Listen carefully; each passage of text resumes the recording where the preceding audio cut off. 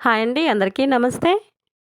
నేనైతే ఈరోజు శనగపిండితో మైసూర్ పాకు చేస్తున్నాను. అలాగే సున్నుండలు కూడా చేస్తున్నానండి. నేను ముందుగా మైసూర్ పాకు కోసమైతే 1 కప్పు శనగపిండి తీసుకున్నాను. ఇది ఇంట్లోనే మిల్లి పట్టించిందండి పప్పు. ఆ కప్పుతో 1.5 కప్పు ఆయిల్ తీసుకున్నానండి. అంటే మామూలుగా అయితే 1 కప్పు శనగపిండికి 2 కప్పుల ఆయిల్, 2 కప్పులు పంచదార తీసుకోవాలి. నేనైతే 1.5 కప్పే తీసుకున్నానండి. ఎక్కువ అవ్వకుండా ఉంటుందని. అందులో 2 గరిటెలు ఈ శనగపిండిలో వేసి వేయించుతున్నానండి. కొంచెం ఆయిల్‌లో గనక శనగపిండి వేగిందంటే మంచి స్మెల్ వస్తూ చాలా బావుంటుందండి. అందుకోసమని ఇలా వేయించుకుంటున్నాను. ఇలా వేయించుకోండి మీరు కూడా. తర్వాత అయితే శనగపిండి పక్కకు తీసేసుకొని నేను 1 కప్పు వాటర్ వేస్తున్నానండి. 1.5 కప్పు పంచదార వేశాను. ఎక్కువ తీపి కావాలనుకుంటే 2 కప్పులు వేసుకోవచ్చు. మితంగా సరిపోతుంది అనుకుంటే 1.5 కప్పు సరిపోతుందండి. ఆయిల్ కూడా ఎక్కువ లేకుండా 1.5 కప్పు కరెక్ట్‌గా మితంగా సరిపోతుందండి. ఇలా పంచదార కరిగి ఒక పొంగు వచ్చిన తర్వాత అంటే తీగలాగా పడుతుందండి గరిటెకి లాస్ట్ బొట్టు. అలా వచ్చినప్పుడు మనం శనగపిండి మిశ్రమాన్ని వేసేసుకోవాలి. ఉండకట్టదండి. కొంచెం ఉండగా తగిలినా కనిపించినా కూడా మీరేమి భయపడాల్సిన అవసరం లేదు. అది ఆయిల్ వేసినప్పుడు బాగా కరిగిపోతుంది. మనం ఆయిల్ వేస్తూ కలిపే కొద్దీ మనకు ఆ ఉండంతా కరిగిపోయి చక్కగా పొంగుతూ వస్తుంది. ఇప్పుడైతే నేను పక్కన స్టవ్ మీద కూడా ఆయిల్ వేడి చేసుకుంటున్నానండి. వేడి చేసేసుకున్నాను. సారీ.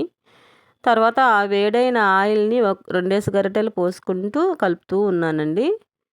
అలా కలుపుకుంటూ 2 గరిటెలు పోస్తూ బాగా కలుపుకుంటూ ఉన్నట్లయితే మనకు మైసూర్ పాకంతా పిండంతా బాగా పొంగి ఉడికి మనకు బాగా గుల్లగా స్మూత్‌గా తయారవుతుంది. చాలా అంటే చాలా బావుంటుందండి.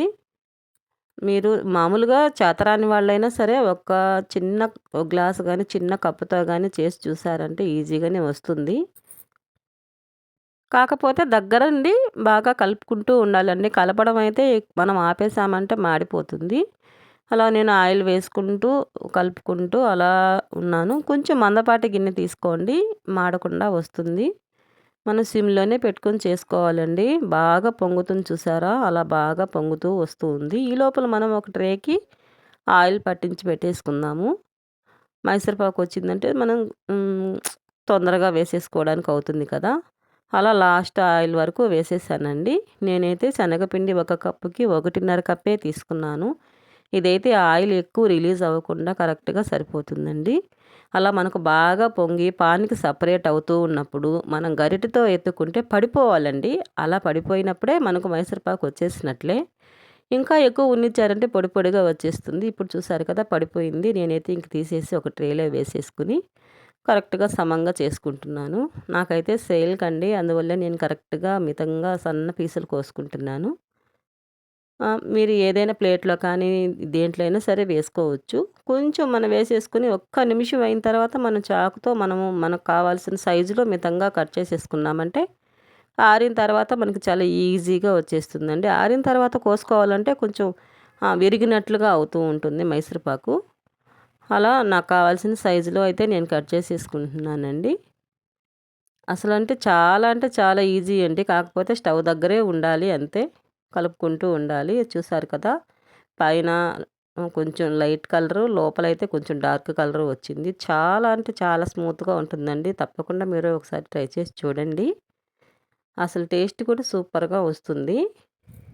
ఓకేనండి. ఇకైతే సున్నుండలు చూసేద్దాం. ఇప్పుడైతే ఒక చిన్న పాన్ పెట్టుకొని నేనైతే పొట్టు మినపప్పు 150 గ్రాములు తీసుకున్నానండి.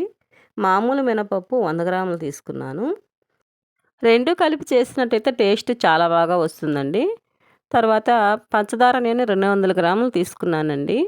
అంటే 150 గ్రాములు తీసుకుంటే మరి చప్పగా ఉంటుందని 200 గ్రాములు తీసుకున్నాను. బియ్యం ఒక 2 స్పూన్లు తీసుకున్నానండి అంతే. ఇవి మనం లైట్‌గా బాగా సిమ్‌లో పెట్టుకొని కొంచెం ఎర్రగా వచ్చేంత వరకు వేయించుకుంటే మనకు ఫ్లేవర్ బావుంటుంది. టేస్ట్ కూడా బావుంటుంది. కొంచెం రవ్వ రవ్వగా కూడా మనకు మిక్సీ పట్టినప్పుడు వస్తుంది కాబట్టి ఇంకా సూపర్ టేస్టీగా ఉంటుందండి. ఇప్పుడైతే మనం పొట్టు మినపప్పు వేసి నేను ముందు ప్యాన్ అయితే హైలో పెట్టానండి. తర్వాత సిమ్‌లో పెట్టుకొని నిదానంగా అట్లా వేయించుకుంటూ కొంచెం రెడ్ కలర్ వచ్చేంత వరకు వేయించుకున్నానండి నేనైతే. అట్లాగే మామూలు మినపప్పు కూడా తీసుకొని అలాగే వేయించుకుంటున్నాను. కొంచెం రెడ్డిష్ కలర్‌లోకొచ్చేటప్పటికే బావుంటుంది. అలాగే నేను 2 స్పూన్లు బియ్యం తీసుకున్నాను కదండీ! అవి కూడా మామూలు మినపప్పులో వేసి వేయించేశాను. అవి కూడా వేగి బాగా పేలాల్లాగా వస్తాయి కాబట్టి చాలా బాగుంటాయండి. అలా వేసేసుకున్న తర్వాత ఒక అరగంట సేపు నేను చల్లారనిచ్చానండి. చల్లారిన తర్వాతే మిక్సీ పట్టాను. మిక్సీ అయితే చల్లారిన తర్వాతే పట్టుకోవాలండి. అప్పుడే మనకు ఉండ తగలకుండా వస్తుంది. లేదంటే ఆ వేడి మీద ఏసామంటే కొంచెం ఉండొచ్చేస్తదండి. అలా పట్టుకున్న ఆ పిండిని నేనైతే సగం సగం చేశానండి. సగం అయితే నేను కలిపి పక్కనుంచుతాను.